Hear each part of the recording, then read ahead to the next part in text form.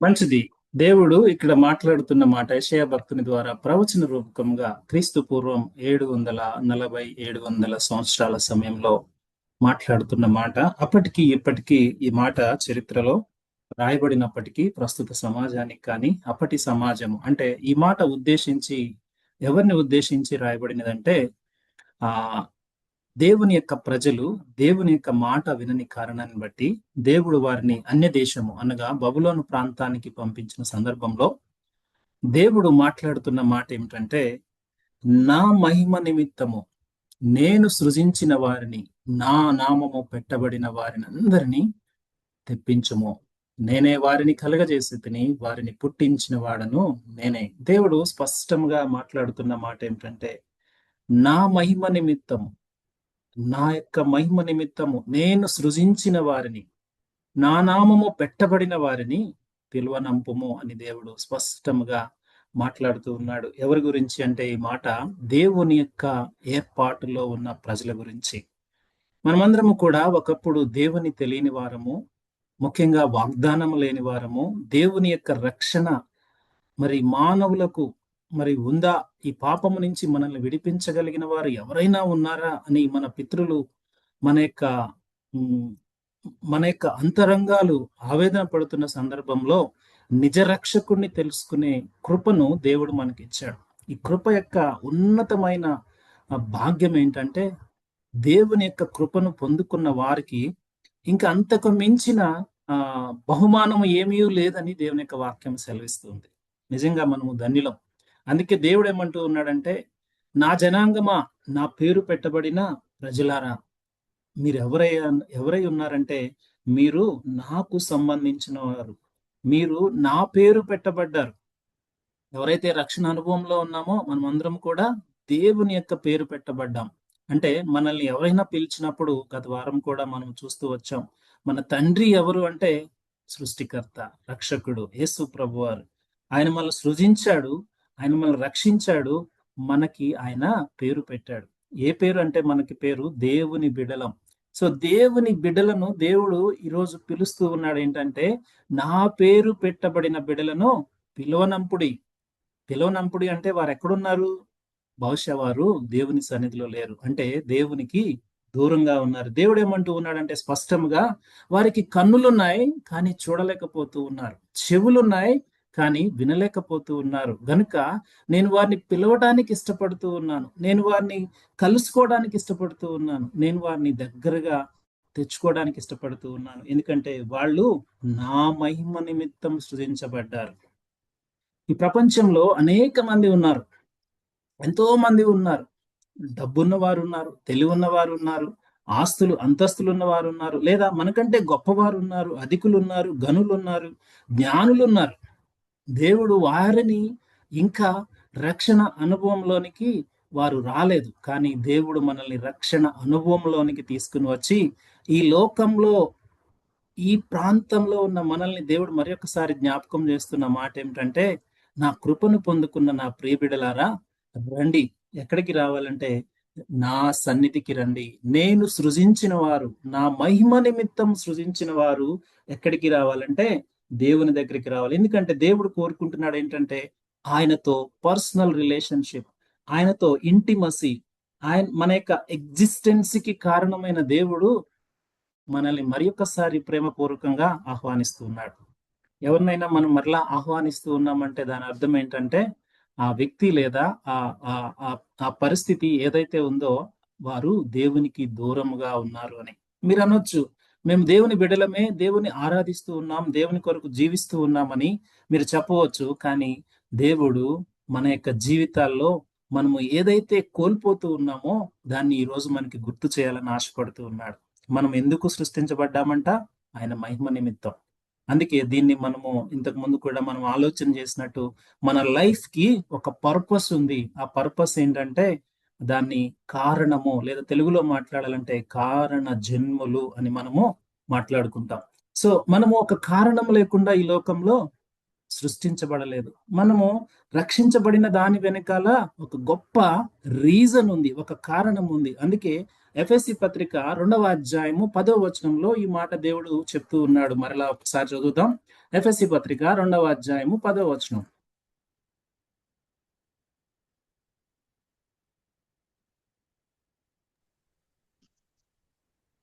2వ అధ్యాయం 10వ వచనం. మరియు వాటి యందు మనము నడుచుకున్న వలనని దేవుడు ముందుగా సిద్ధపరచిన సత్క్రియలు చేయుటకై మనము క్రీస్తు యేసునందు సృష్టించబడిన వారమై ఆయన చేసిన పని అయి ఉన్నాము. మనం ఎవరమై ఉన్నామంట?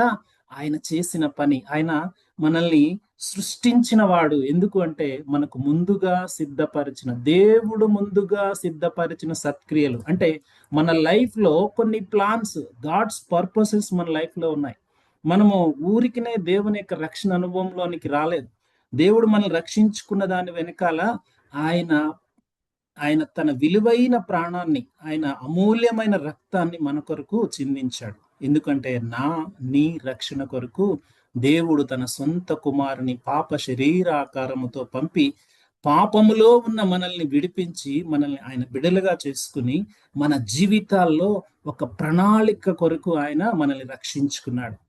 అందుకే అంటాడు 1 పేతురు పత్రిక 2వ అధ్యాయం 8వ వచనంలో, చీకటిలో ఉన్న మనల్ని ఆశ్చర్యకరమైన ఆయన వెలుగులోనికి ఎందుకు పిలిచాడు అంటే, ఆయన గుణాతిశయములను ప్రచురింప చేయుటకు ఒక రాజులైన యాజక సమూహముగా, ఆయనకు ఒక సొత్తుగైన ప్రజలుగా మనల్ని ఏర్పరచుకున్నాడని దేవుని యొక్క వాక్యం సెలవిస్తూ ఉంది.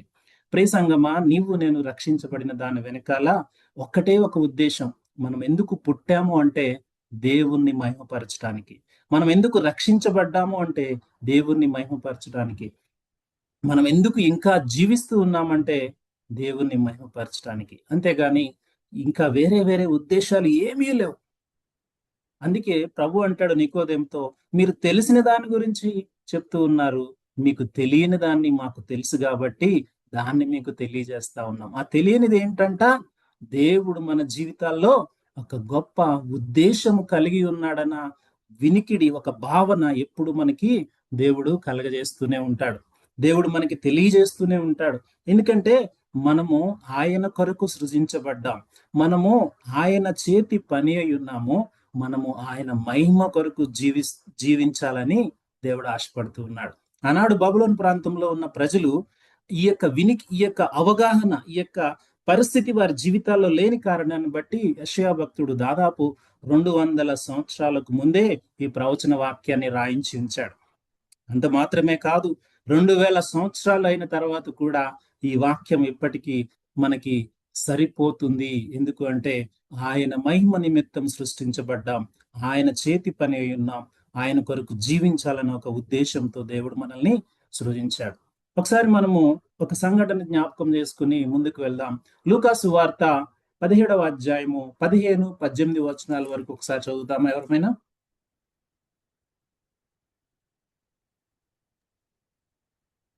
17, 15, 16 బ్రదర్. 15 నుంచి 18 వరకు చదవండి.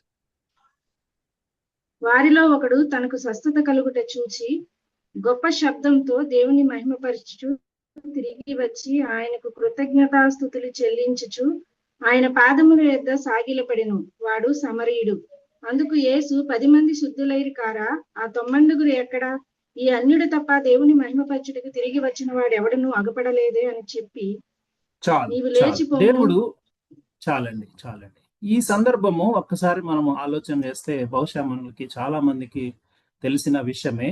దేవుడు పరిచర్య చేస్తున్న సమయంలో, ఆయన యెరూషలేముకు వెళ్ళిపోతున్న సమయంలో ఒక 10 మంది కుష్ఠరోగులు వచ్చి, ప్రభువా మమ్మల్ని కరుణించవా, ప్రభువా మాకు స్వస్థపరచవా ఆయన వేడుకుంటూ ఉండగా వారిని దేవుడు స్వస్థపరిచిన విషయాన్ని మనం చూస్తాం. అయితే ఆ 10 మంది కుష్ఠరోగుల్లో 9 మంది వారు స్వస్థత పొందుకున్న తర్వాత వారు ప్రభువుని మహిమపరచకుండా, లేదా ప్రభు కొరకు వారు జీవించకుండా వారి జీవితాలు ఎక్కడికో వెళ్ళిపోయాయి. కానీ ఒక్క వ్యక్తి మాత్రం తిరిగి వచ్చిన సందర్భాన్ని మనము చూస్తాం. అక్కడ దేవుడు మాట్లాడుతూ, ఆ 9 ఎక్కడ? ఈ అన్యుడు తప్ప దేవుని మహిమపరచడానికి ఆ 9 రాలేదే అని దేవుడు ప్రశ్నిస్తున్న విషయాన్ని మనం ఎన్నోసార్లు జ్ఞాపకం చేసుకుంటూ వస్తూ ఉన్నాం. 10 మంది స్వస్థపరచబడితే తిరిగి దేవుణ్ణి ఆరాధించడానికి, దేవుణ్ణి వెంబడించడానికి, దేవుని నామాన్ని మహిమపరచడానికి ఒక్క వ్యక్తి మాత్రమే వచ్చి ఉన్నాడు. అంటే 10 మందిలో ఒక వ్యక్తి అంటే 10%, 90% ఎక్కడ ఉన్నారు అంటే వారు దేవుణ్ణి మహిమపరచకుండా వారు ఎక్కడున్నారు అంటే మనకి తెలుసు, వారు లోకంలో ఉన్నారు. జాగ్రత్తగా ఆలోచన చేద్దాం. సో ఈ 10 మందికి స్వస్థత కొరకు ఎవరి దగ్గరికి వచ్చారు అంటే దేవుని దగ్గరికే వచ్చారు. 10 మంది జీవితాల్లో కూడా దేవుని యొక్క ప్లాన్స్ ఉన్నాయి.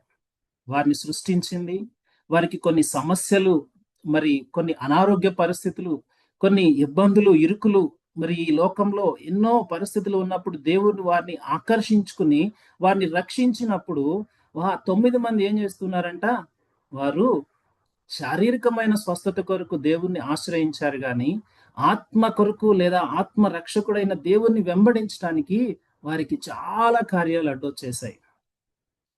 కేవలం అక్కడ పరిస్థితిలో వాడు వెంటనే వచ్చి దేవునికి కృతజ్ఞతాస్తుతులు చెల్లించి వెళ్ళిపోయినట్లుగా మనం చూడం గాని ఆ వచ్చిన ఒక్క అన్యుడు దేవుని శిష్యుడై దేవుని వెంబడించాడు. దేవుడు ఇక్కడ మాట్లాడుతున్న మాట ఏమిటంటే ఆ 9 మంది జీవితాలు కూడా దేవుని యొక్క ఉద్దేశం కొరకు సృష్టించబడ్డాయి. కానీ వారి యొక్క చాయిస్ ఎలా ఉందంటే లోకం వైపు ఉంది. చూడండి, ఈరోజు క్రైస్తవ ప్రపంచంలో ఎంతో మంది మరి భౌతికమైన ఆశీర్వాదాల కొరకు, లేదంటే శారీరకమైన స్వస్థతల కొరకు, లేకుంటే లోకంలో ఉన్న ఇంకేదో అవసరతల కొరకు దేవుణ్ణి వెంబడిస్తున్న వారే కానీ నిత్యమైన రక్షణ కొరకు దేవుణ్ణి వెంబడించాలి, దేవుని శిష్యుడిగా జీవించాలి అన్న ఆశ కలిగి ఉన్నవారు 10% మంది మాత్రమే. లేదా దేవుణ్ణి మహిమపరచడానికి నిర్ణయం తీసుకున్న వారు 10% మంది మాత్రమే. ఈ రోజుకి ఆ రోజుకి దేవుడు మాట్లాడుతున్న మాట, ఆ ప్రశ్నకు సమాధానము మరి దొరకని పరిస్థితుల్లో మనం ఉన్నాం. ఒక్కసారి స్వస్థత పొందిన తర్వాత వాళ్ళు ఫండమెంటల్ గా ఫెయిల్ అయిపోయారు.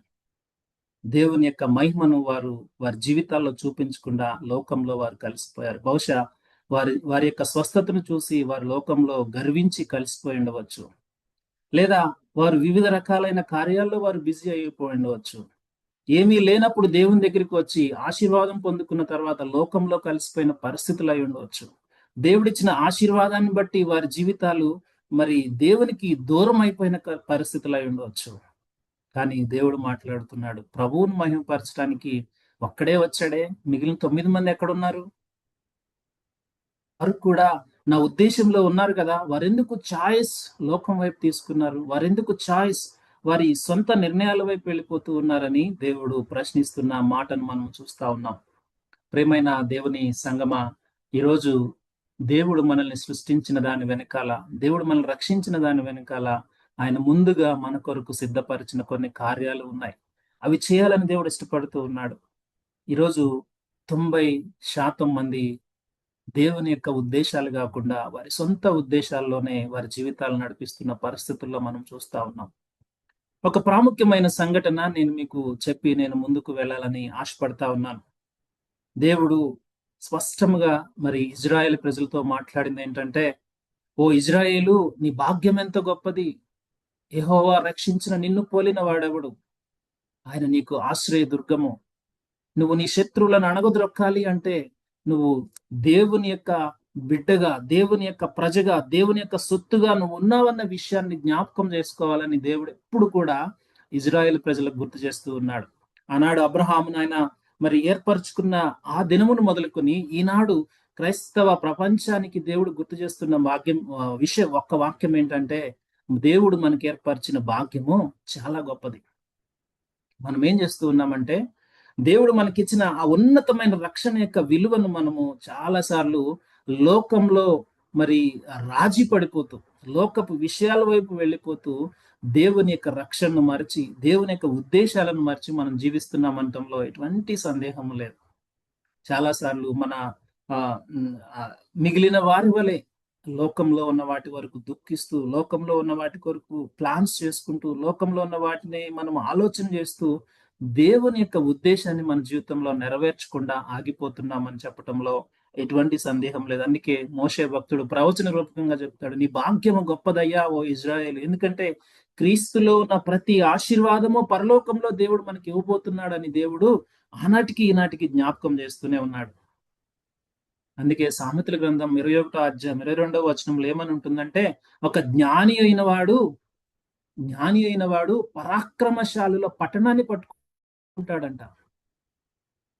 జ్ఞాని అయిన వాడు పరాక్రమశాలుల పట్టణాన్ని పట్టుకుంటాడు అంటే దాని వెనక ఉద్దేశం ఏంటంటే, జ్ఞాని ఎవరు అంటే యెహోవా యందు భయభక్తులు కలిగి ఉన్నవాడే రక్షణ లేకుంటే జ్ఞానం పొందుకుంటాడు. వాడు పరాక్రమశాలులు అంటే అపవాది యొక్క చెరలో, అపవాది యొక్క బంధకాలలో ఉన్న వారిని విడిపించగలిగిన శక్తి వాడికి కలిగి ఉంటది. అర్థమవుతుందా? దేవుడు మనల్ని ఎంచుకున్న ఉద్దేశం ఏంటంటే ఆయన నామం మహిమపరచబడాలి, ఆయన గుణాతిశయములు మన జీవితాల ద్వారా వెళ్ళాలి. అంతేగాని దేవుని దగ్గరికి వచ్చి ఒక మేలు పొందుకుని లోకంలో కలిసిపోవటానికి కాదు. దేవుని దగ్గరికి వచ్చి ఒక ఆశీర్వాదం పొందుకుని లోకంలో కలిసిపోవటానికి కాదు. దేవుడు మనల్ని ఎందుకు ఎంచుకున్నాడంటే ఆయన ప్రేమ, ఆయన గుణాతిశయాలు, ఆయన ఆయన మాదిరి, ఆయన కనికిరము, ఆయన యొక్క ఉద్దేశము. ఆయన లోకాన్ని చూస్తున్నప్పుడు ఎట్లా చూస్తున్నాడు, మనం ఎలా చూస్తున్నాం? ఆయన మిగిలిన వారిని, పాపంలో ఉన్న వారిని చూసినప్పుడు ఆయన అసహించుకున్నాడా? ఆయన పాపంలో ఉన్న వారిని అసహించుకోలేదు, కానీ పాపాన్ని అసహించుకున్నాడు.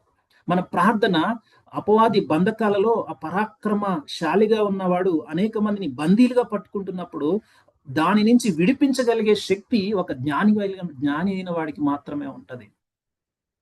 జ్ఞాని అయిన వాడు ఎవడంటే దేవుడి బిడ్డ. ఆ దేవుని బిడ్డ ఎప్పుడు కూడా దేవుని ఉద్దేశాల కొరకు ఎదురు చూస్తూ ఉంటాడు. ఈరోజు ఇంకా దేవుని ఉద్దేశం ఏమై ఉంటది ఈ లోకం పట్ల అంటే, నశించిన ప్రతి ఒక్కడు రక్షణ పొందుకోవాలి. ఎందుకంటే ఒకవేళ ఈ లోకాన్ని వాడు విడిచిపెడితే దేవుని తెలియకుండా, వాడు దేవుని తెలియని ప్లేస్కి వెళ్తే వాడు అపవాది బంధకంలోనే చిరకాలము ఆ నరకంలోనే వాడు జీవిస్తాడు. గనుక దేవుని యొక్క ఉద్దేశం ఒక్కటే, మన ప్రాణాలు పొడిగించబడుతున్నా, దేవుడు రాకడ ఆలస్యం చేస్తున్నా ఒకే ఒక కారణం ఏంటంటే ప్రతి ఒక్కడు ఆ బంధకాలలో నుంచి విడిపించబడాలి, అసత్యము నుంచి విడిపించబడాలి, అజ్ఞానం నుంచి విడిపించబడాలి, అంధకారం నుంచి విడిపించబడాలి, అన్యాయం నుంచి విడిపించబడాలి, అక్రమము చేసేదాని నుంచి విడిపించబడాలి. దీనికి దేవుని యొక్క కార్యాలు ఆయన బిడ్డల ద్వారా మాత్రమే జరుగుతాయి. ఆ 10% మంది మాత్రం ద్వారానే జరుగుతుంది. ఆ 10%మే ఆ కారణ జన్మ హోదాను వారు నిలవబెట్టుకుంటా ఉన్నారు. మిగిలిన 90% ఏదో ఒక ఆలోచనలో, ఏదో లోకపు ధనభోగాల్లో, ముళ్ళ పదల అనుభవాల్లో వారి జీవితాలు పోగొట్టుకుంటూ ఉన్నారు. ఈ లోకపరంగా రిచ్నెస్ అది ఏం చేస్తుందంటే దేవునికి దూరం చేస్తుంది. ఈ లోకపరంగా రిచ్నెస్ అది అవసరానికి మించి ఉన్నది, మనల్ని దేవునికి దూరం చేస్తూ ఉన్నది. కానీ దేవుని కొరకు సంపాదించుకున్నది దేవుని నామం మహిమ నిమిత్తమో అది నిలవబడుతుంది. అందుకే ఇజ్రాయేలు ప్రజలకు అంటే క్రైస్తవులకు దేవుడిస్తున్న భాగ్యం ఏంటంటే ఆయన యొక్క సత్క్రియలు, ఆయన యొక్క గొప్ప కార్యాలు మన జీవితాల్లో ఆయన చూడాలని ఇష్టపడుతూ ఉన్నాడు. ప్రియ సంగమా, నువ్వు అనుకోవచ్చు నేను గొప్పవాడినా అనుకోవచ్చు, కానీ మనకున్న తలాంతుల్లో, మనకున్న పరిధిలో, మనకున్న సామర్థ్యంలో మనము చేయాలని దేవుడు ఇష్టపడుతున్నాడు. కనుక అందుకే దేవుడి వాక్యాన్ని రిలీజ్ చేస్తా ఉన్నాడు. ఒక విషయాన్ని నేను మీకు జ్ఞాపకం చేసి ముందుకు వెళ్ళాలని ఇష్టపడతా ఉన్నాను. మనందరికీ తెలుసు ఎజ్రా ఒక గొప్ప స్పిరిచువల్ రిఫార్మర్. బాబులోను ప్రాంతంలో మరి జీవిస్తున్న ఇజ్రాయెల్ ప్రజలను దేవుని వైపు తిప్పటంలో దేవుని యొక్క హస్తము తోడుగా ఉండి, దేవుని యొక్క ఆత్మచేత నింపబడిన వాడుగా, దేవుని యొక్క వాక్యమును పరిశోధించి దాని ప్రకారం చేస్తూ అనేక మందిని ప్రభు వైపు తిప్పిన ఒక గొప్ప స్పిరిచువల్ రిఫార్మర్ ని మనము చూస్తాం. ఎజ్రా గ్రంథాన్ని మనం చూసినప్పుడు ఎజ్రా యొక్క సమయాన్ని మనం ఒక్కసారి ఆలోచన చేసినట్లయితే, ఎజ్రా గ్రంథము రాయబడుతున్న సమయాన్ని మనము చూసినట్లయితే అది క్రీస్తు పూర్వము 538వ సంవత్సరం నుంచి 515వ సంవత్సరం వరకు. తర్వాత ఇంకొక 10 సంవత్సరాలు స్పిరిచువల్ రిఫార్మేషన్స్ జరిగాయి. మొత్తం టోటల్ గా 10 చాప్టర్స్ లో ఫస్ట్ 6 చాప్టర్స్ మరి బాబులోను ప్రాంతం నుంచి మొట్టమొదటిగా వచ్చిన జెరుబ్బాబేలుతో పాటు కలిసి వచ్చిన వారి ద్వారా మరి దేవుని యొక్క ఆలయము కట్టబడినట్లుగా మనం చూస్తాం. తర్వాత ఒక 15 సంవత్సరాల గ్యాప్ వస్తుంది. అవన్నీ విషయాలు మనం ఈ రోజు జ్ఞాపకం చేసుకోవట్లేదు. కానీ ఎజ్రా యొక్క మినిస్ట్రీ, ఎజ్రా మొదటి 6 అధ్యాయాలు బాబులోను ప్రాంతం నుంచి తిరిగి వచ్చిన వారి గురించి, అలాగే దేవుని యొక్క ఆలయం కట్టబడటం, మధ్యలో ఆగిపోవటం, మరలా అది పూర్తి చేయబడటం, దాన్ని ప్రతిష్ఠ చేయటం మనం చూస్తాం మొదటి 6 అధ్యాయాలు. తర్వాత 7 నుంచి 10 అధ్యాయాల వరకు మనం చూసింది ఏంటంటే స్పిరిచువల్ రిఫార్మేషన్ లేదా ఆ గొప్ప ఉజ్జీవానికి కారకుడైన ఎజ్రా మినిస్ట్రీని మనం చూస్తాం. అయితే అక్కడున్న రాజు అర్తహషస్త ఎజ్రాను పిలిపించి, అయా నువ్వు వెళ్ళి ఆ దేవుని యొక్క ధర్మశాస్త్రం ప్రకారము కావలసిన ప్రతి కార్యాన్ని నువ్వు అక్కడ జరిగించు.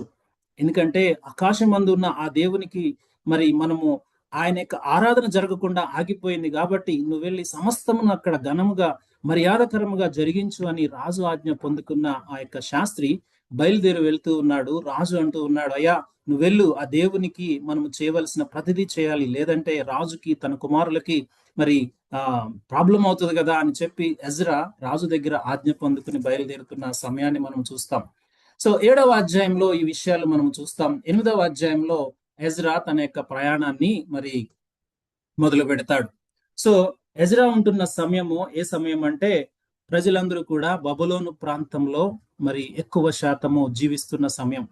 మొట్టమొదటిగా జెరుబ్బాబెలు సమయంలో దాదాపు 20 లక్షల నుంచి 30 లక్షల మంది ఉన్న ఇజ్రాయెల్ ప్రజలు కేవలం 50,000 మంది మాత్రమే వెళ్ళారు అంటే ఆలోచన చేయవచ్చు. వీరందరూ ఎవరయ్యా అంటే దేవుని బిడ్డలే, ఇజ్రాయిల్ ప్రజలే, దేవుడు రక్షించుకున్న వారే, దేవుని నామం పెట్టబడిన వారే, దేవుని కొరకు సృజించబడిన వారే, వారందరూ కారణ జన్ములే. ఈరోజు క్రైస్తవులు కూడా వారే. కానీ మొట్టమొదటి పిలుపు దేవుని ఆలయం కడదాం రండి అంటే ఎంతమంది వచ్చారంట? 20 లక్షల మందిలో 50,000 మంది మాత్రమే వచ్చారు.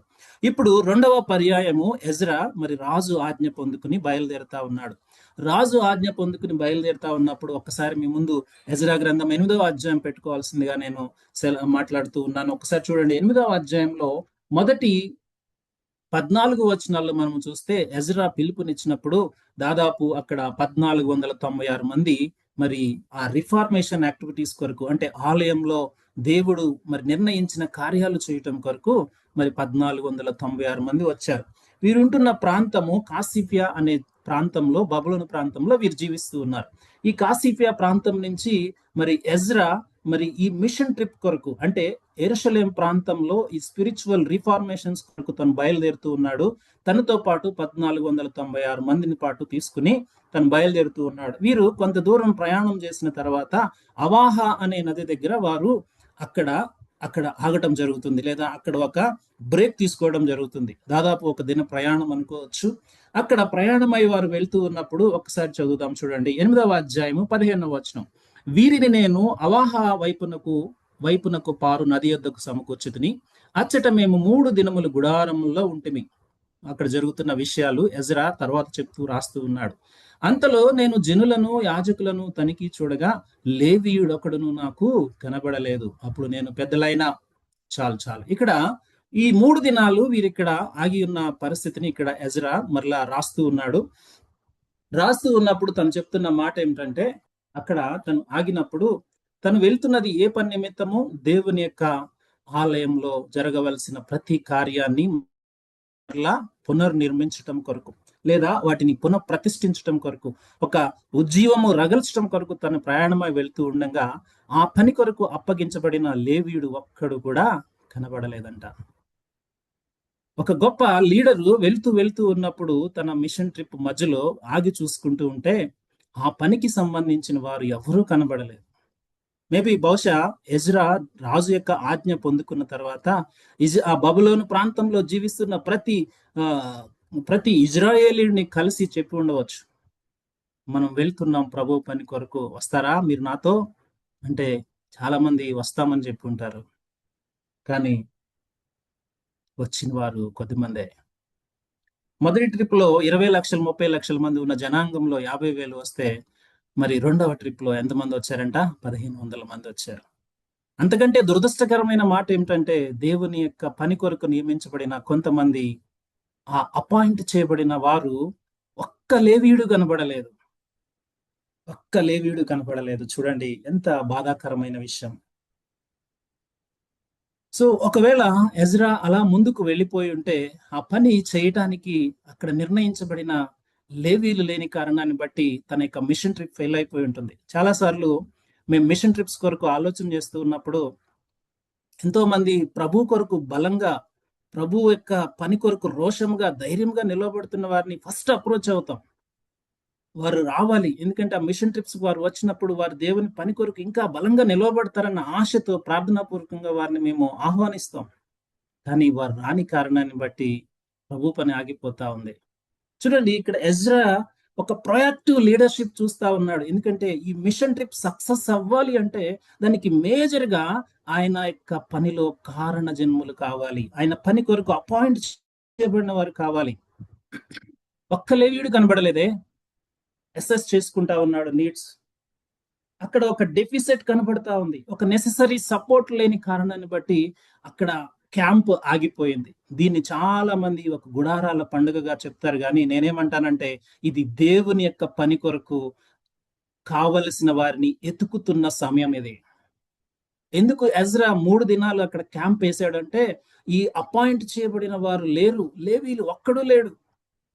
దేవుని చేత రక్షింపబడి దేవుని నామం పెట్టుకున్నవాడు వాడు ఎక్కడ జీవిస్తూ ఉన్నాడంటే ఆ పిలుపు వచ్చింది వాడికి, బాబు రా, నీకు చెవులున్నాయి కనులున్నాయి చూస్తున్నావు కదా, దేవుని యొక్క సేవ అక్కడ నిలిచి ఉంది, రమ్మంటే వాడు ఎక్కడున్నాడంట, వారు లోకంలోనే ఉన్నారు. ఒక్క లేవీయుడు కనబడకపోతే ఏం చేస్తున్నాడో చూడండి. వెంటనే 17వ వచనంలో కాసిఫియా అను స్థలమందుండు అధికారి అయిన యుద్ధో యొద్దకు వారిని పంపి మా దేవుని మందిరమునకు పరిచారకులను మా యొద్దకు తీసుకుని వచ్చినట్లుగా కాసిఫియా అను స్థలమందుండు యుద్ధోతోనూ అతని బంధువులైన నెతేనీయులు చెప్పవలసిన మాటలు వారికి తెలియజెప్పితిని. అయ్యా, మీరు కొంతమంది వెళ్ళండి, వెళ్ళి అక్కడ మాకు ఒక లీడర్ ఉన్నాడు, ఒక అధికారి ఉన్నాడు యుద్ధో, ఆ యుద్ధో దగ్గరికి వెళ్ళి చెప్పండి, అయ్యా మాకు అతను యూదుడే, మాకు దేవుని యొక్క పరిచారం కొరకు లేవీయులు లేరయ్యా, కొంతమందిని పంపిస్తావా? వెంటనే రిక్రూట్మెంట్ కాల్ జరిగింది. వెంటనే మళ్ళా ఫోర్స్డ్ గా రిక్రూట్మెంట్ కాల్ జరిగి ఉండవచ్చు. అందరూ బబులోను ప్రాంతంలో జీవిస్తూ ఉన్నారు, దేవుని నామాన్ని పెట్టుకుని ఉన్నారు వారు. వెంటనే వారు రిక్రూట్మెంట్ డ్రైవ్ కండక్ట్ చేసినప్పుడు అక్కడ మనం చూస్తాం 258 మంది లేవీలను వారు మరలా ఫోర్స్ఫుల్ గా సమకూర్చి తీసుకుని వచ్చారు. జాగ్రత్తగా ఆలోచన చేద్దాం. ఇక్కడ ఈ 258 మందిని అక్కడ వచనాలన్నీ నేను సమ్మరీగా చెప్తా ఉన్నాను, మీరు తర్వాత చదవచ్చు. అందులో చూడండి 18వ వచనం, మా దేవుని కరుణాహస్తం మాకు తోడుగా ఉన్నందున వారు ప్రజ్ఞావంతుడైన ఒకనిని షెరబ్యాను అతని కుమారులను సహోదరులను 18 మందిని తోడుకుని వచ్చిరి. ఆ ప్రజ్ఞావంతుడు మహాలి కుమారుల్లో ఒకడు. ఈ మహాలి ఇజ్రాయేలుకు పుట్టిన లేవి వంశస్థుడు. అలాగే హషబ్యాను అతనితో కూడిన మెరారీయుడగు యోషయాను అతని బంధువులను అతని కుమారులు 20 మంది తోడుకుని వచ్చారు. ఇక్కడ ఇద్దరు వ్యక్తుల గురించి ప్రత్యేకించి దేవుని యొక్క వాక్యం సెలవిస్తా ఉంది. వారిలో ఒకని పేరు ఏం పేరంట? షెరబ్యా. ఇంకొక పేరు హషబ్యా. ఇద్దరి పేర్లు. ఇద్దరు ఎవరంట వీరు? మొదటి వ్యక్తి గురించి అయితే స్పష్టంగా రాయబడి ఉంది, ప్రజ్ఞావంతుడు, ఎక్స్పర్ట్ లేదా ఒక గ్రేట్ స్కిల్ కలిగిన వ్యక్తి. దేనిలో? దేవుని యొక్క పరిచర్య కొరకు, దేవుని యొక్క పరిచర్య కొరకు భారము లేదా ఒక ఆసక్తి కలిగిన వ్యక్తి. కానీ ఎక్కడ జీవిస్తూ ఉన్నాడు? బబులోను ప్రాంతంలో జీవిస్తూ ఉన్నాడు. దేవుని యొక్క పని యొక్క అవసరత కనబడుతూ ఉంది కళ్ళ ముందు, కానీ తను ఎక్కడున్నాడు? కారణ జన్ముడే, దేవుని కొరకు ఏర్పరచబడిన వాడే. చాలా సమయాల్లో జాగ్రత్తగా ఆలోచన చేస్తే గొప్ప గొప్ప వారిని, అంటే మోషే లాంటి వారిని, అబ్రహాం లాంటి వారిని, లేదా దావీదు లాంటి వారిని దేవుడు కనుగొని పిలుస్తాడండి. కానీ కొంతమందిని పిలిచే బాధ్యత ఎవరికి ఇస్తాడో తెలుసా? స్పిరిచువల్ లీడర్స్ కి ఇస్తాడు. ఎజ్రా లాంటి వాడికి ఇస్తాడు, లేదా యుద్ధో లాంటి వాడికి ఇస్తాడు. ఎజ్రా నీడ్ అసెస్ చేస్తే యుద్ధో ఇక్కడ ఏం చేస్తున్నాడంటే ఒక ప్రజ్ఞావంతుడిని కనుక్కున్నాడు. ఆ ప్రజ్ఞావంతుడు ఎక్కడ దాక్కున్నాడంటే లోకంలో దాక్కున్నాడు. తన సమయం వృధా అయిపోతా ఉంది, తన స్కిల్ వృధా అయిపోతా ఉంది, తన జీవితం వృధా అయిపోతా ఉంది. కానీ దేవుని పని కళ్ళ ముందు కనపడుతూ ఉన్నా ఇంకా అక్కడే నివాసం ఏర్పరచుకుని దేవుడు ఏమంటూ ఉన్నాడంటే, ఓ యెరూషలేము ప్రజలారా తిరిగి రండి, నా పేరు పెట్టబడిన ప్రజలారా. ఐజయా 43:7 దేవుడు చెప్తూ ఉన్నాడు, నా నామము నిమిత్తము సృజించబడిన వారిని నా మహిమ నిమిత్తం పిలువనంపుడి. వారు ఎక్కడ ఉండాలి అంటే నా సేవ చేయటంలో వారు ఉండాలి, కానీ లోకంలో కలిసిపోవటానికి కాదు. ఈరోజు చాలా మంది క్రైస్తవులం 90% ఆ స్వస్థత పొందుకున్న వారంగా లోకాన్ని మహిమపరుస్తూ ఉన్నాం, సాతాన్ని గెలిపిస్తూ ఉన్నాం. నిజంగా చెప్పాలంటే బాధాకరమైన విషయం, ఇటువంటి ప్రజ్ఞావంతులు ఎంతమంది ఉన్నారో లోకంలో. ఒక ప్రార్థనా యోధుడిగా, ఒక స్పిరిచువల్ లీడర్గా, లేకుంటే ఒక ఆశ తృష్ణ కలిగిన వ్యక్తిగా ఇటువంటి హషబ్యాని, షెరబ్యాని నువ్వు కనుగొనగలుగుతూ ఉన్నావా? హషబ్యా అంటే దేవుడు పరిగణనలోకి తీసుకున్న వ్యక్తి, దేవుని యొక్క మనసుకు తాకిన వ్యక్తి. షెరబ్యా అంటే దేవుని యొక్క తీవ్రమైన వేడి. వీరిద్దరు ఎంత ప్రాముఖ్యమైన నాయకులు అంటే వీరు ఎజ్రాతో పాటు నెహెమ్యాతో పాటు ఒక స్పిరిచువల్ రిఫార్మేషన్స్ లో వీరు ప్రధాన భూమికను పోషించారు. వీరు ప్రధానులండి, దేవుని కొరకు తృష్ణ కలిగిన వారండి. కానీ వారిని కనుగొనేవారు కావాలి, వారిని నడిపించేవారు కావాలి, వారిని ప్రోత్సహించేవారు కావాలి. లేదంటే వారు ఇంకా లోకంలోనే ఉన్నారు. దేవుని కొరకు మెరవటానికి, దేవుని కొరకు వాడబడటానికి వారికి స్కిల్ ఉంది, కానీ వారిని తీసుకుని వచ్చేవారు లేరు. ఈరోజు ఎన్ని మిషన్ ట్రిప్స్ లో ఇటువంటి వారు మిస్ అయిపోతా ఉన్నారు. ఎజ్రా ఎందుకు అక్కడ 3 దినాలు క్యాంప్ చేశాడో తెలుసా? ఒక్క దినము వెళ్ళి వాళ్ళు ప్రయాణం చేసి మరలా కాసిఫియా అనే స్థలానికి వెళ్ళి ఒక దినమంతా రిక్రూట్మెంట్ చేసుకుని మళ్ళా వాళ్ళ యొక్క పరిస్థితులన్నీ చక్కపరుచుకుని వారిని ప్రయాణం చేసుకుని తీసుకురావాలి. వెళ్ళిన వారు 3 దినాల సమయం, ఒక రోజు వెళ్ళటానికి, ఒక రోజు రిక్రూట్మెంట్ కి, ఒక రోజు రిటర్న్ తీసుకురావడానికి. ఈ 3 దినాలు ఫాస్టింగ్ ప్రేయర్ అవుతుంది అక్కడ. అందుకే ఎజ్రా అంటూ ఉన్నాడు, దేవుని కరుణాహస్తం మాకు తోడుగా ఉంది కనుక ఎవరు వచ్చారయ్యా మాతో అంటే హషబ్యా వచ్చాడు, షెరబ్యా వచ్చాడు. ఎప్పుడైనా చూడండి, దేవుని యొక్క ఆత్మ భారం కలిగిన బిడ్డలు మిషన్ ట్రిప్కి వస్తూ ఉన్నప్పుడు, కొంతమంది యాడ్ అయినప్పుడు ఆ ఉద్యమం వేరే ఉంటది. ఎందుకంటే మేము పర్సనల్ గా దాన్ని ఎక్స్పీరియన్స్ చేసాం. వారు యాడ్ అవుతూ ఉన్నప్పుడు దేవుని కార్యాలు ఇంకా బలంగా జరుగుతాయి.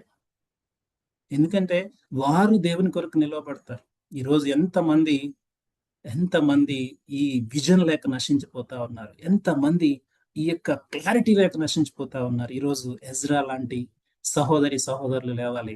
ఎందుకంటే దేవుడు కదా మనం రక్షించుకున్నది, దేవుడు కదా మన ఉనికికి కారణం. దేవుని యొక్క ఉద్దేశాలు మన జీవితాల్లో స్పష్టంగా ఉన్నాయని మనం చూస్తూ ఉన్నాం, గమనిస్తూ ఉన్నాం. అంతకు ముందు జరిగినా, ఎప్పుడు జరిగినా, భవిష్యత్తులో జరిగిన దేవుని కార్యాలే మన జీవితంలో జరగాలని దేవుడు ఇష్టపడుతూ ఉన్నాడు.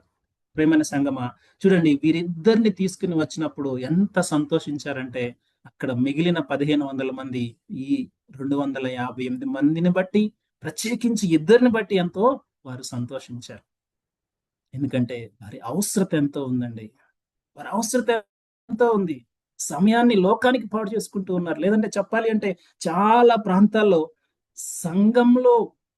సంఘంలో ఉన్నామని, అదే దేవుని పరిచర్య అని, దేవుని యొక్క కార్యాలు వారి జీవితాల్లో జరగవలసిన సమయాన్ని వారు వృధా చేసుకుంటున్నారు. కేవలం సంఘ కార్యక్రమాల కొరకే అది మినిస్ట్రీ అనుకుంటున్న రోజుల్లో మనం ఉన్నాం.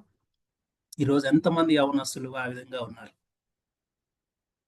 హషబ్యా, షెరబ్యా అని వారు తీసుకుని వస్తూ ఉన్నప్పుడు ఎజ్రా ఏం చేస్తున్నాడు చూసారా? చూడండి, 24వ వచనం చూస్తాం. చూడండి, గనుక నేను యాజకుల్లో నుండి ప్రధానులైన 12 మందిని, అనగా షెరబ్యాను, హషబ్యాను, వీరి బంధువుల్లోని 10 మందిని ఏర్పరిచి మా దేవుని మందిరం ప్రతిష్ఠించే విషయంలో రాజును, అతని మంత్రులను, అధిపతులను, అక్కడున్న ఇజ్రాయిల్ అందరిని ప్రతిష్ఠించిన వెండి బంగారములను, ఉపకరణములను తూచి వారికి అప్పగించి తిని. వీరికి అప్పగించిన పరిచయం చూడండి, వీరికి అప్పగించిన గోల్డ్ ఎంతో తెలుసా? తర్వాత వచనాల్లో మీకు ఉంటుంది చూడండి. 24 టన్నుల సిల్వర్, 3.75 గోల్డ్, 3.75 టన్స్ గోల్డ్. దేవుని మందిరంలో ఉపకరణాలు గాని, వారు తీసుకువెళ్తున్న వెండి గాని, బంగారం గాని, వీటన్నిటి బాధ్యత ప్రధానులైన ఎవరికి ఇస్తా ఉన్నాడు? షెరబ్యా, హషబ్యాకి ఇస్తా ఉన్నాడు. ఒక ఇంపార్టెంట్ రెస్పాన్సిబిలిటీ. ఎందుకంటే వీరు ఇంటిగ్రిటీ కలిగిన వారు, త్రికరణ శుద్ధి కలిగిన వారు, యథార్థ హృదయులు. వీరు బబులోను ప్రాంతంలో నివసించడానికి వీల్లేదు. వీరు దేవుని యొక్క కార్యాలకు దూరంగా ఉండటానికి వీల్లేదు. వీరు ఏర్పరచబడిన వారు, వారికి రెస్పాన్సిబిలిటీ, వారి బాధ్యత చాలా గొప్పది. కానీ వారు సమయాన్ని వృధా చేసుకుంటా ఉన్నారు. ఎజ్రా ఏం చేస్తున్నాడో తెలుసా? చాలా మంది అనుకుంటారు, నేను ఒక్కడనే లీడ్ చేసేస్తానండి, నేను ఒక్కడనే నడిపించేస్తానండి. ఎజ్రా ఏ పనికి ఎవరు కావాలో ఆయనకి తెలుసండి. లేవీడు లేకపోతే నేను ముందుకు వెళ్ళడానికి వీల్లేదు. దేవుని ఆరాధన జరగటానికి వాళ్ళు ఉండాల్సిందే. లేవీల కోసం ఆగాడు.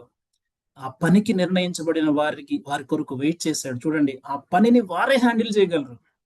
అటువంటి వారిని నువ్వు ఐడెంటిఫై చేయగలుగుతున్నావా? అటువంటి వారిని మనం ఐడెంటిఫై చేయగలుగుతున్నామా? వారిని కనుక ఐడెంటిఫై చేసి తీసుకెళ్ళగలిగితే ఒక గొప్ప రివైవల్ మనం చూస్తాం. ఎందుకంటే ఆ పని వారే చేయాలి.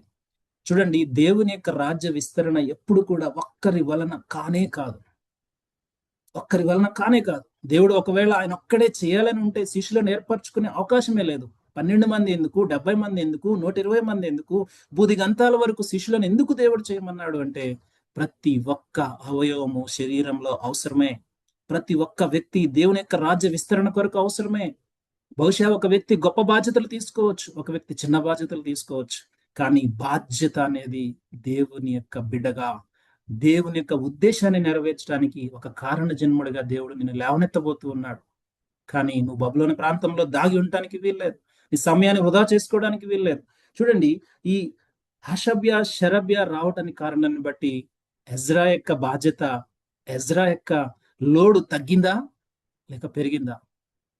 ఎజ్రా వారికి బాధ్యతను అప్పగించి ఆయన వేరే యాక్టివిటీస్ లో ఆయన ఇన్వాల్వ్ అవ్వగలుగుతూ ఉన్నాడు. చూడండి, ఇటువంటి వ్యక్తులు యాడ్ అవని కారణాన్ని బట్టి ఆల్రెడీ వర్క్ చేస్తున్న వారి మీద లోడ్ పెరిగిపోతా ఉంది. ఈరోజు ఎంతో మంది దేవుని యొక్క ఉద్దేశంలో ఉన్నవారు దేవుని యొక్క పనికి యాడ్ అవని కారణాన్ని బట్టి వారు, మిగిలిన వారు తీవ్రమైన బరువును వారు మోస్తా ఉన్నారు. సంగమా, అషభ్య శరభ్య లాంటి వారు కావాలి. ఎందుకంటే వారు ప్రధానులు, వారికి స్కిల్ కలిగిన వారు, దేవుని కొరకు ఏర్పరచబడిన వారు, దేవుని కొరకు రోషముగా జీవించాలని ఇష్టపడుతున్న వారిని మనం ఏం చేయాలంటే వారి కొరకు ఆగి అయినా కానీ, వారి కొరకు వెయిట్ చేసినా కానీ వారిని కలుపుకుని మనం వెళ్ళాలి. కలుపుకుని మనం వెళ్తేనే కదా దేవుని పని చక్కగా జరిగేది. ఎజ్రా వెళ్ళాడు, వీరందరినీ తీసుకుని వెళ్ళాడు. క్రమక్రమంగా అన్ని విషయాలు చక్కగా జరిగాయి. ఒక గొప్ప స్పిరిచువల్ రిఫార్మేషన్ అయింది ఎజ్రా టైంలో. తర్వాత 10-15 సంవత్సరాల సమయంలో, తర్వాత నెహెమ్యా టైంలో కూడా ఆ స్పిరిచువల్ రిఫార్మేషన్స్ వీళ్ళు ప్రధాన భూమికను వారు పోషించారు. ఒక మాట నేను నెహెమ్యా గ్రంథంలో చూపించి నేను ముగించాలని ఆశపడతా ఉన్నాను. చూడండి, నెహెమ్యా గ్రంథము 12వ అధ్యాయము 24వ వచనం ఒకసారి చూద్దామా. నెహెమ్యా గ్రంథం 12వ అధ్యాయం 24వ వచనం. లేవీల కుటుంబంలో ప్రధానులైన హషబ్యాను, షెరబ్యాను, కద్మీలు కుమారుడైన యెహోషువాయను వారికి ఎదురు వరుసలో వారి ఎదురు వరుసలో పాడు తమ బంధువులతో కూడా దైవజనుడైన దావీదు యొక్క ఆజ్ఞను బట్టి స్తుతి పాటలు పాడుటకు వంతుల చొప్పున నిర్ణయించబడి. అలాగే నెహెమ్యా గ్రంథము 8వ అధ్యాయము 18వ వచనం చూద్దాం. ఒకసారి చూద్దాం. నెహెమ్యా గ్రంథం 8వ అధ్యాయం 18వ వచనం త్వరగా చూద్దాం. ఇక్కడ రాయబడిన మాట చూడండి. అదియుగాక మొదటి దినం మొదలుకొని కడవటి దినం వరకు అనుదినము ఎజ్రా దేవుని ధర్మశాస్త్రము చదివి వినిపించవచ్చును. వారు ఈ ఉత్సవం 7 దినముల వరకు ఆచరించిన తర్వాత విధి చొప్పున 8వ వచనం వారి పరిశుద్ధ దినమును, 8వ అధ్యాయం 8వ వచనం. ఇక్కడ ఒక వచనం నేను మిస్ అయ్యాను. 7వ వచనం 7వ వచనంలో వాళ్ళ పేర్లు రాయబడి ఉన్నాయి. వీరి గురించిన వివరాలు అంటే నెహెమ్యాతో పాటు ఎజ్రాతో పాటు వీరు పరిచయం చేసిన విషయాలు ఇక్కడ రాయబడి ఉన్నాయి. వాళ్ళు ఎందుకు నియమించబడ్డారో తెలుసా? టెంపుల్ అంటే దేవుని యొక్క మందిరపు క్రమమును వారు మరి చక్కగా నిర్వహించడానికి, దేవుని యొక్క ధర్మశాస్త్రాన్ని బోధించడానికి, దేవునికి థ్యాంక్స్ గివింగ్ సర్వీసెస్ దావీదు ఏదైతే నిర్ణయించాడో మరి అప్పటి నుంచి అది మధ్యలో ఆగిపోయింది కదా, మరలా దాన్ని పునఃప్రతిష్ఠించడానికి, దాన్ని ఎస్టాబ్లిష్ చేయడానికి, చెప్పాలంటే కావనెంట్ ఏదైతే ఉందో దాన్ని రెన్యువల్ చేయడానికి, ఒక హై లెవెల్ స్పిరిచువల్ రిఫార్మేషన్ తీసుకురావడానికి, లేక హైలీ క్వాలిఫైడ్ రెనోవేషన్ లేదా లీడర్షిప్ స్కిల్ అక్కడ వారి మధ్యలో డెమాన్స్ట్రేట్ చేయడానికి దేవుడు వీరిని ఏర్పాటు చేసుకున్నాడు. కానీ ఒక్కవేళ ఎజ్రా గనుక వీరిని ఐడెంటిఫై చేయకపోతే లేదా వారిని కొరకు వెయిట్ చేయకపోతే, ఒక మాట చెప్పాలని ఆశపడతా ఉన్నాను. సమయం వృధా అయిపోయిన తర్వాత దేవుని కొరకు నేను వాడపడలేదే, దేవుని కొరకు నేను కష్టపడలేదే, దేవుని యొక్క పరిచర్య నేను చేయలేదే అని మనం బాధపడిన సమయం తిరిగి రాదు. యవ్వన సమయంలోనే లేదా దేవుడు పిలుస్తున్న సమయంలోనే మరొకసారి దేవుని కొరకు మన జీవితాలను సమర్పించుకుందాం. ఈరోజు దేవుడు కోరుతున్నది ఒక్కటే, సబ్మిషన్, సరెండరింగ్. ఎందుకంటే దేవుడు అందరినీ, ప్రతి వ్యక్తిని పేరు పెట్టి ఒక ఇంపార్టెంట్ రోల్స్ లో ఇప్పుడు దావీదుని పిలిచినట్టు లేదా మోషేని పిలిచినట్టు ప్రత్యేకించి నీకే దర్శనం ఇచ్చి నేను పిలవడండి. కొంతమందిని దేవుడు డైరెక్ట్ గా పిలుస్తాడు, కొంతమంది దేవుడు ఆయన సంఘము ద్వారా పిలుస్తాడు. పేతురు, యోహాను, యాకోబుని దేవుడు డైరెక్ట్ గా పిలిచాడు, కానీ నతానియేలుని ఆంద్రేయ ద్వారా పిలిపించాడు. అర్థమవుతుందా? కానీ దేవుని పిలుపు ఒక్కటే, దేవుడు ఆయన వాక్యం ద్వారా కూడా పిలుస్తాడు. ఈరోజు నువ్వు ఏ పరిస్థితుల్లో ఉన్నా దేవుడు ఒక్కటే గుర్తు చేస్తున్నాడు, నువ్వు నా మహిమ నిమిత్తం సృష్టించబడ్డావు. ఇదిగో యెషయా గ్రంథం 43వ అధ్యాయం 7వ వచనం మరొకసారి చదువుకుని మనం ప్రార్థన చేసుకుందాం. యెషయా గ్రంథం 43వ అధ్యాయం 7వ వచనం. మన లైఫ్ కి ఒక పర్పస్ ఉంది. ఆ పర్పస్ ఏంటంటే దేవుని యొక్క కార్యాలు మన జీవితంలో జరగాలని. చూడండి 43 అధ్యాయం 7వ వచనం, నా మహిమ నిమిత్తము నేను సృజించిన వారిని, నా నామం పెట్టబడిన వారిని అందరినీ తెప్పించుము.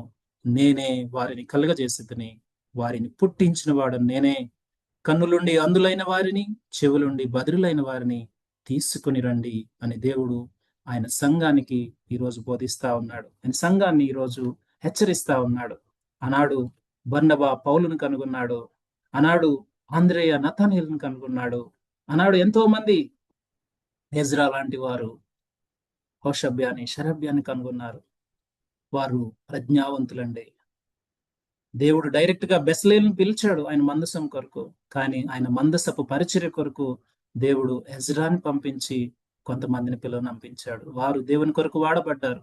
ఆనాటి తరానికి ఈనాటి తరానికి ఈ రోజు దేవుడు చూస్తున్నది ఎజ్రా లాంటి వారు లేవనెత్తబడాలి.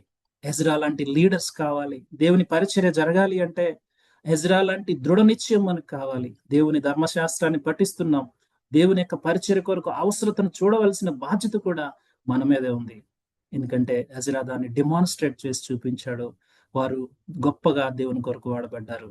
ఈరోజు దేవుని నామం పెట్టబడిన వారు, దేవుడు సృజించిన వారు, దేవుని మహిమ కొరకు ఆయన ఏర్పరచుకున్న వారిని దేవుని పరిచర్య కొరకు తిప్పగలిగే ప్రయత్నం మనం చేద్దామా? లేదా మనము ఆ ప్రయత్నంలో మనము భాగమవుదామా?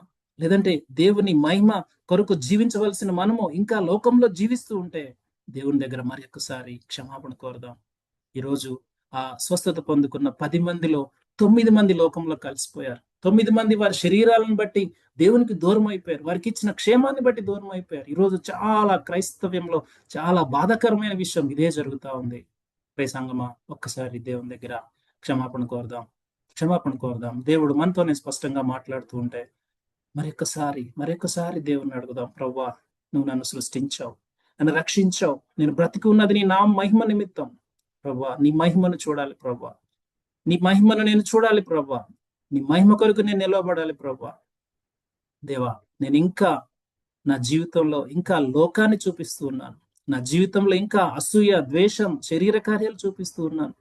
ప్రభువా, నీ గుణాతిశయాలు నేను ప్రచురం చేయాలి ప్రభువా. నేను నీ కొరకు సృజించబడ్డాను ప్రభువా. నేను నీ కొరకు వాడబడాలి ప్రభువా. నువ్వు నాకు ఇచ్చిన స్కిల్, నువ్వు నాకు ఇచ్చిన టాలెంట్, నువ్వు నాకు ఇచ్చిన ధనము, నువ్వు నాకు ఇచ్చిన సమయము ప్రభువా, నీ కొరకు వాడబడాలి. తీర్మానం చేసుకుందామా? మరొకసారి దేవుని దగ్గర వేడుకుందామా? దేవుడు అంటూ ఉన్నాడు, ఇదిగో మన కొరకు ఆయన సిద్ధపరిచిన సత్క్రియలు ముందుగా మన కొరకు సిద్ధపరిచిన ఆ సత్క్రియలు చేయవాలని దేవుడు మనల్ని సృష్టించి ఉన్నాడు. ఈ వాక్యం మనతోనే మాట్లాడుతూ ఉంటే దేవుని సన్నిధిలో క్షమాపణ కోరుదాం. ప్రభువా, నేను కూడా లోకంలో కలిసిపోయి ఉన్నాను ప్రభువా, నన్ను నీ పని కొరకు వాడుకో, నీ మహిమ కొరకు వాడుకో అని దేవుని దగ్గర ఒక తీర్మానం చేసుకుందాం, ప్రార్థన చేసుకుందాం.